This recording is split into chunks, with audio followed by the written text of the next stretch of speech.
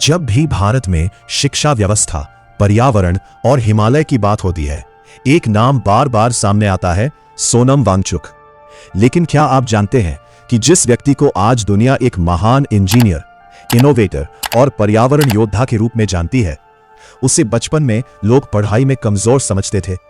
जिस बच्चे को अपनी ही कक्षा में भाषा न समझ पाने के कारण अपमान सहना पड़ा, वही आगे चलकर भारत की शिक्षा व्यवस्था को चुनौती देने वाला सबसे बड़ा नाम बन गया। क्या यह सिर्फ एक संयोग था या एक ऐसी यात्रा जिसने पूरे देश की सोच बदल दी? आज हम जानेंगे उस इंसान की कहानी जिसने बर्फ से पानी बनाया, रेगिस्तान में उम्मीद उगाई और शिक्षा को किताबों से निकालकर जिंदगी से जोड़ दिया। 1 सितंबर 1966 लद्दाख के एक छोटे से गांव के घर में एक बच्चे का जन्म हुआ। उसका नाम रखा गया सोनम वांगचुक। उस समय गांव में स्कूल तक नहीं था, इसलिए 9 साल की उम्र तक उनकी मां ने उन्हें घर पर ही उनकी मातृभाषा में पढ़ाया। लेकिन जब उन्हें श्रीनगर के स्कूल भेजा गया, तब उनकी जिंदगी अचानक बदल गई। स्कूल में पढ़ाई उर्दू और अंग्रेजी में होती थी। सोनम उन भाषाओं को समझ ही नहीं पाते थे। शिक्षक उन्हें कमजोर छात्र समझते, कई बच्चे उनका मजाक उड़ाते। बाद में उन्होंने खुद कहा कि यह उनके जीवन का सबसे कठिन दौर था। लेकिन शायद यहीं से उनके भीतर एक सवाल पैदा हुआ, क्या शिक्षा का मतलब सिर्फ किताबें और भाषा है या कुछ और? समय बीता, संघर्ष जारी रहा। उन्होंने मेहनत की और आगे चलकर श्रीनगर के नेशनल इंस्टीट्यूट ऑफ टेक्नोलॉजी से मैकेनिकल इंजीनियरिंग की पढ़ाई पूरी की। लेकिन इंजीनियर बनने के बाद उन्होंने बड़े शहर की नौकरी नहीं चुनी।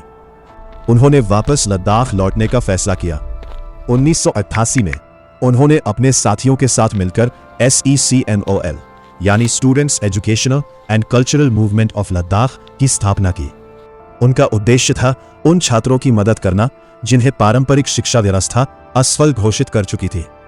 यहां बच्चों को सिर्फ किताबें नहीं, बल्कि खेती, विज्ञान, इंजीनियरिंग, नेतृत्व और जीवन जीने की कला भी सिखाई जाने लगी।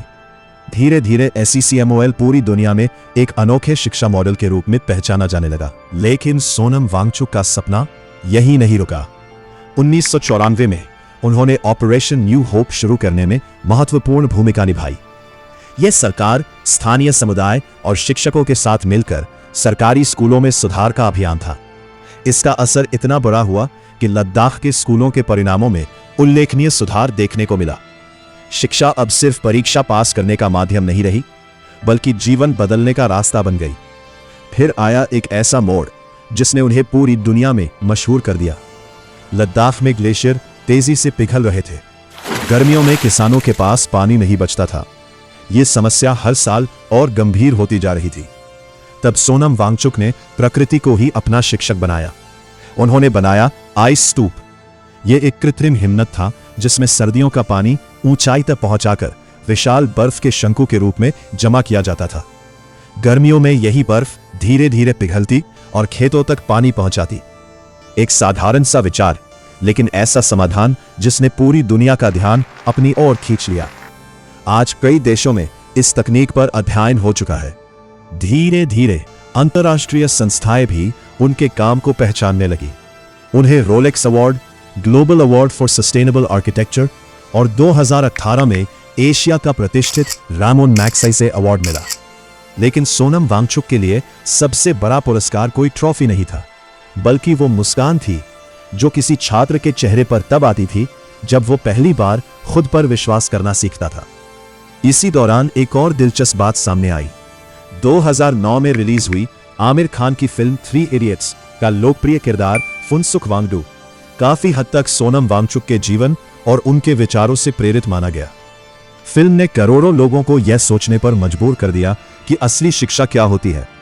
हालांकि फिल्म एक काल्पनिक कहानी थी, लेकिन उसके पीछे प्रेरणा देने वाले वास्तविक व्यक्ति थे, सोनम वांगचुक। लेकिन उनकी यात्रा सिर्फ शिक्षा और विज्ञान तक सीमित नहीं रही।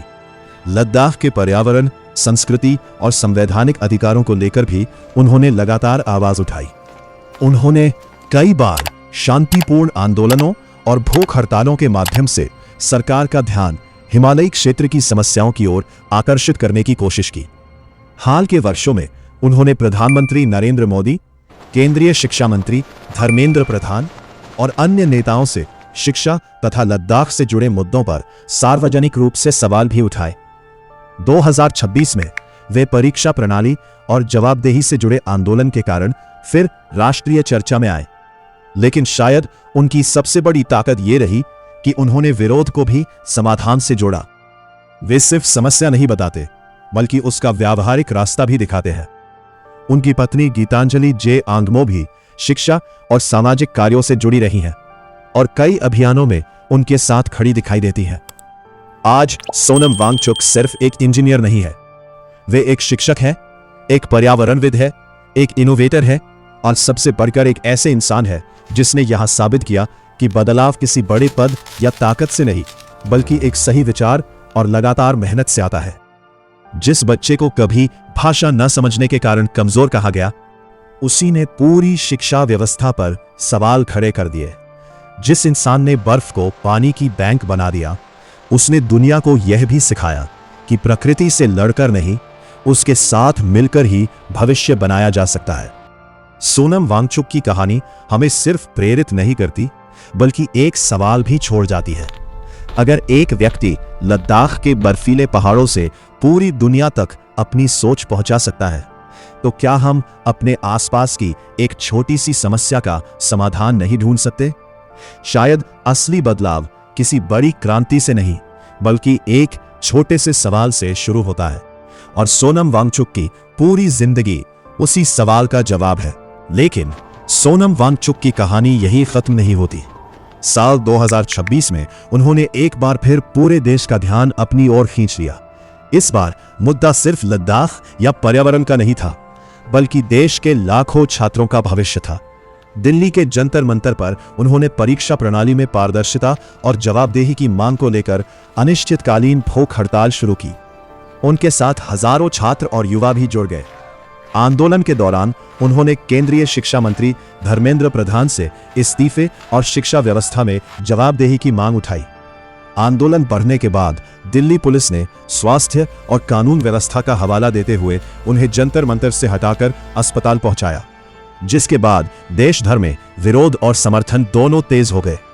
इसके बाद संसद मार्च के दौरान प्रदर्शनकारियों और पुलिस के बीच तनाव भी देखने को मिला। इन घटनाओं ने सोनम वांगचुक को सिर्फ पर्यावरण और शिक्षा सुधार के प्रतीक के रूप में नहीं, बल्कि युवाओं की आवाज के रूप में भी स्थापित कर दिया। आज भी सोनम वांगचुक कहते हैं कि असली बदलाव सत्ता से नहीं, समाज की जागरूकता से आता है। सच्चाई जानना सिर्फ अधिकार नहीं, जिम्मेदारी भी है। अगर आपको यह जानकारी महत्वपूर्ण लगी हो तो वीडियो को लाइक करें, चैनल को सब्सक्राइब करें और इस वीडियो को उन लोगों तक जरूर शेयर करें जिन्हें यह सच जानना चाहिए।